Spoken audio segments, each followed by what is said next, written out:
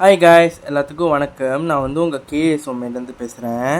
எல்லாம் நலமாக இருப்பீங்கன்னு நான் நம்புகிறேன். இன்றைக்கி வந்து நம்ம தவுகியவையும் பூத்தையும் வச்சு கறி செய்ய போகிறோம். வாங்க அந்த வீடியோவுக்கு போகலாம்.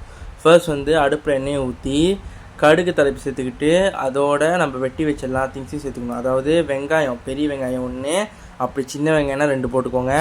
கருவேப்பிலை கொஞ்சம், ஊசி மிளகா கொஞ்சம், அப்புறம் பூண்டு வந்து நீங்கள் சின்ன சின்னதாக வெட்டி போட்டுக்கலாம், இல்லைனா அரைச்சும் போட்டுக்கலாம், இல்லைனா இடிச்சும் போட்டுக்கலாம். நாங்கள் வந்து இடித்து போட்டுக்கிட்டோம். ஒரு 4 பல். ஊசி மிளகா வந்து ஆப்ஷனல். உங்களுக்கு அப்படி உரப்பு வேணும்னா நீங்கள் ஊசி மிளகா சேர்க்க வேணாம். உரப்பு வேணால் நீங்கள் ஊசி மிளகா தாராளமாக சேர்த்துக்கலாம்.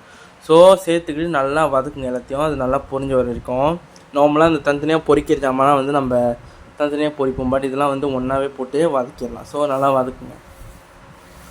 வதக்கி எடுத்தது பிறகு தவுகியவை நல்லா சுத்தம் பண்ணி எல்லா தவுகியவையும் அந்த சட்டியில் போட்டுக்கோங்க. எல்லா தவுகியும் சேர்த்துருங்க. நல்லாயிருக்கும் கைஸ். இந்த கறியை வந்து நீங்கள் சாலின் சம்பல், அப்புறம் மீன் பொரியல், மீன் சம்பல், நெத்தில் சம்பல் சாப்பிட்டா ருசியாக இருக்கும். குட் காம்பினேஷன் நான் சொல்லுவேன். ஸோ நல்லா போட்டு வதக்கிங்க. சைவால் கூட இது சாப்பிட்லாம். எனக்கு இது முழுக்க சைவம் தான்.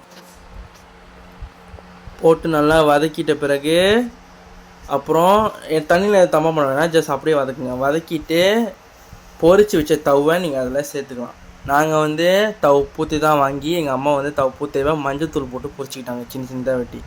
ஸோ நீங்கள் மஞ்சத்தூளும் போட்டு பொரிக்கலாம், இல்லை நார்மலாக கூட பொரிக்கலாம். தவு வந்து நீங்கள் நார்மலாக பொரிச்சாலே இது வந்து கலர் அழகாக வந்துடும். ஸோ மஞ்சத்தூள் போட்டு பொரிக்கலாம், நார்மலாகவும் பொரிக்கலாம். அப்படி இல்லைன்னா ரெடிமெண்ட்டாக பொரிச்ச தவு வந்து கடையில் விற்பான தவு பொரிங்க சொன்னால் அதை வாங்கி கூட நீங்கள் வச்சுக்கலாம். ஸோ அதை போட்டு நல்லா வதக்கிட்டு தண்ணி எதுவுமே ஊற்ற வேணாம். உப்பு தேவையான அளவுக்கு நம்ம அதை சேர்த்துக்கணும். ஓகே, உப்பு வந்து ரொம்ப முக்கியம். நீங்கள் எதுவுமே கலக்கணும், ட்ராயாகவே முளைக்கணுங்க. கிண்டிட்டு உப்பு தேவையான அளவுக்கு சேர்த்துக்கோங்க.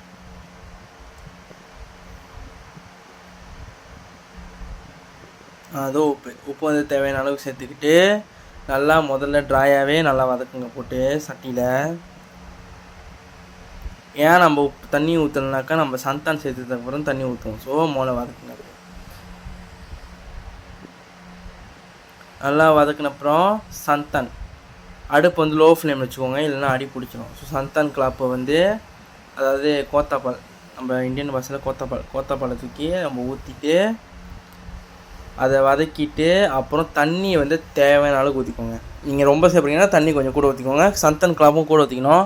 ஏன்னா நீங்கள் நிறைய சேர்ப்பீங்கன்னா சந்தன் கொஞ்சோண்டு ஊற்றினா நல்லா இருக்காது, அது ருசி கொடுக்காது. ஸோ நிறையா ஊற்றிக்கோங்க. இப்போ நாங்கள் வந்து ஒரு வேலைக்கு செய்கிறோம். ஸோ அதனால சந்தன் கொஞ்சோண்டு ஊற்றி தண்ணியும் கொஞ்சோண்டு ஊற்றிக்கிட்டோம். ஊற்றிக்கிட்ட பிறகு கொஞ்ச நேரம் இது பண்ணிட்டு மஞ்சத்தூள் சேர்த்துக்கணும்.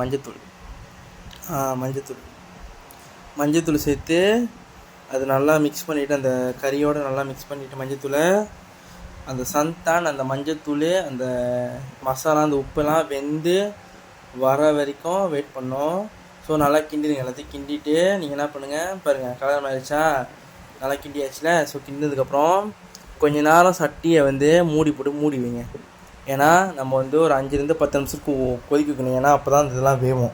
பாருங்க வெந்துருச்சு. ஸோ இதுக்கப்புறம் இறக்கி வச்சு சாப்பிடுவோம். தேங்க்யூ.